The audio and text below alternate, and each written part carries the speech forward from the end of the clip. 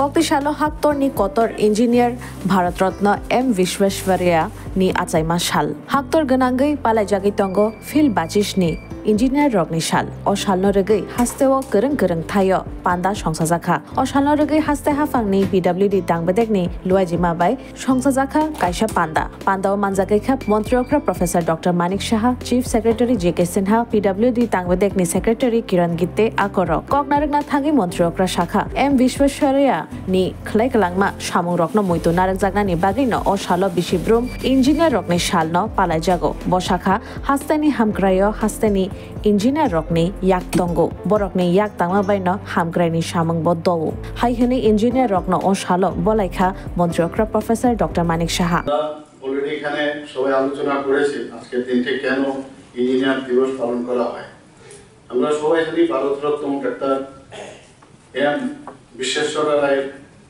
যে যুগান্তকারী অবদান সেটাকে স্মরণ রাখার জন্য প্রতি বছরই 15 সেপ্টেম্বর দিনটি আমরা ইঞ্জিনিয়ার্স ডে হিসাবে পালন করি। ত্রিপুরা তো আমি গত বছরও খুব সম্ভব ওই বিল্ডিং আমি এসেছিলাম, তো অত্যন্ত ভালো লাগছে এখানে আসার পরে। এখানে বিস্তারিত আলোচনা হয়েছে। দেখুন এখন আমাদের ত্রিপুরাতে যখনই বাইরের থেকে মানুষ আসে, কালকেও দুজন বিখ্যাত ক্রিকেট প্লেয়ার এসেছিল, আপনারা সবাই জানেন। ওনারা অবাক হয়ে গেছেন প্রথমবার ত্রিপুরাতে এসেছেন। আসার পরে বলছেন, আমি জাস্ট জিজ্ঞেস করলাম কিরকম লাগছে আপনার ত্রিপুরা বা আগরতলা। বলছে আমরা বিশ্বাসই করতে পারি না যে ত্রিপুরা এত সুন্দর একটা জায়গা হতে পারে, আমরা ভাবতে পারি না। আমি ওনাদেরকে বললাম মাননীয় প্রধানমন্ত্রীজি আমাদের ন্যাশনাল হাইওয়ে দিয়েছে 6টা, আরো 4টা প্রিন্সিপাল উনি স্বীকৃতি দিয়েছেন।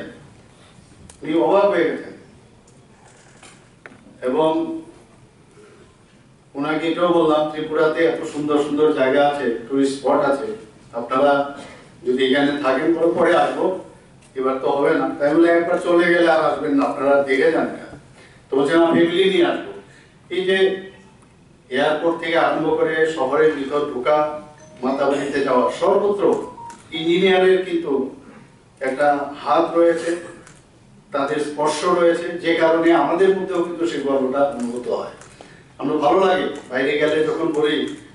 আমার মনে আছে গত উড়িষ্যার ইলেকশনের সময় মাননীয় প্রধানমন্ত্রীজি সেখানে বক্তব্য রাখতে গিয়ে বলছিলেন যে आप लोग जाइए त्रिपुरा में, डेवलपमेंट किसको कहते हैं आप जाके देखिए।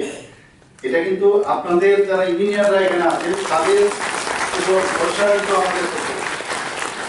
এটা প্রধানমন্ত্রীজি এমনিতে বলেননি, আপনারা এটা আপনারা সম্ভব করেছেন। এখানে এনআইটি হোক, আমাদের যে পলিটেকনিক কলেজে হোক, বিভিন্ন ইঞ্জিনিয়ারিং প্রতিষ্ঠান এখানে খুলেছে, সব মিলে এখান থেকে যে প্রোডাক্ট বেরোচ্ছে আমি যা দেখছি শুধু ত্রিপুরাতেও ওনারা কাজ করছেন না, বাইরেও যাচ্ছেন, বিদেশেও যাচ্ছেন। সেখানে গিয়ে ত্রিপুরার নাম, দেশের নাম ওরা সেখানে ওরা সম্মান করিয়েছে। বহু আমার জানাশোনা আত্মীয় স্বজন আপনারা সবাই জানেন। এবং কোনো অংশে ত্রিপুরার ইঞ্জিনিয়াররা কিন্তু কোনো অংশে কম নয়, ট্যালেন্টের অভাব নেই। কিন্তু মুশকিল হচ্ছে যে আগে একটা সময় ছিল যে কিভাবে করে সরকার হয়তো বা হেল্প করবে না, আমার যে ইচ্ছা, মনের ইচ্ছা।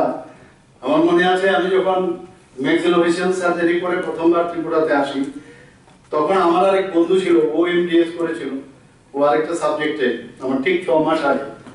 তাই বললাম তুমি এইভাবে বসে আছো, তোমার যে সাবজেক্ট আছে সেটাকে কেন ডেভেলপ করছো না? বলছে এখানে কিছু হবে না। আমি বললাম ঠিক আছে, ওর সাবজেক্টে ওর যে ডিপার্টমেন্ট সেটাকে আমি ডেভেলপ করলাম, তার ইনচার্জ আমি হলাম, আমার তো করলামই।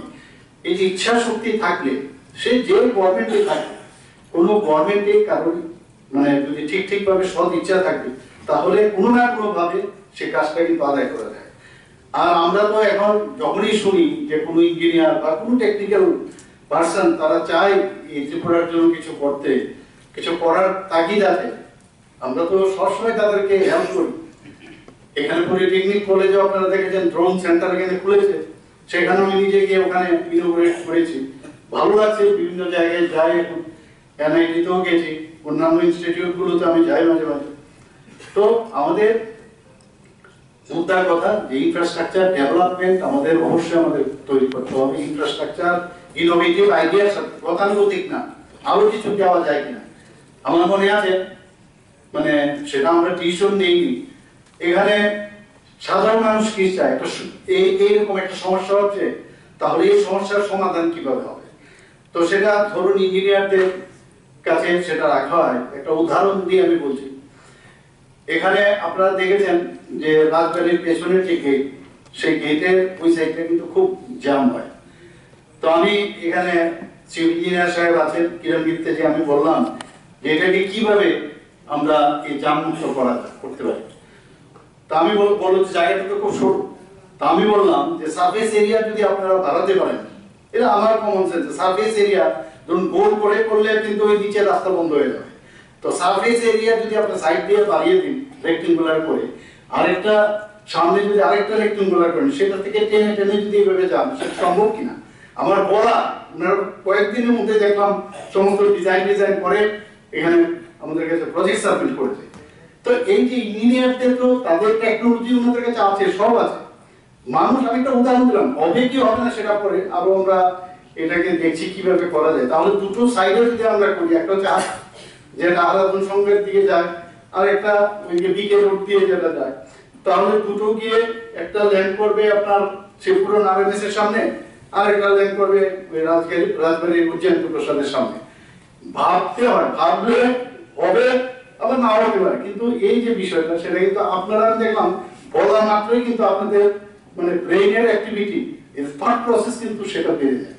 এবং আমি আশা করি যে এই ধরনের আমরা আমাদের চিন্তাধারা, আমাদের সমস্যার সমাধানে ইঞ্জিনিয়ারিং আমরা এবার বাধে উদযাপন, সেই উদযাপনে আমাদের মাঝে উপস্থিত আছেন যিনি একটু আগে ওনার মূল্যবান বক্তব্য আপনাদের সামনে আমাদের সামনে রেখেছেন, respected chief secretary Shri J K. Sinha মহোদয়, শ্রী কিরণ মিত্তেজি secretary PWD, doctor Sandeep Rathore secretary RT department, Shri Rabel Hemendra Kumar secretary FCS and CA and Education Department. আমাদের মাঝে উপস্থিত আছেন Shri Rajib Debbarma chief engineer PWD RNB. তাছাড়া আমাদের মাঝে উপস্থিত আছেন Shri Tapan Lodh, ex chief engineer nominated corporator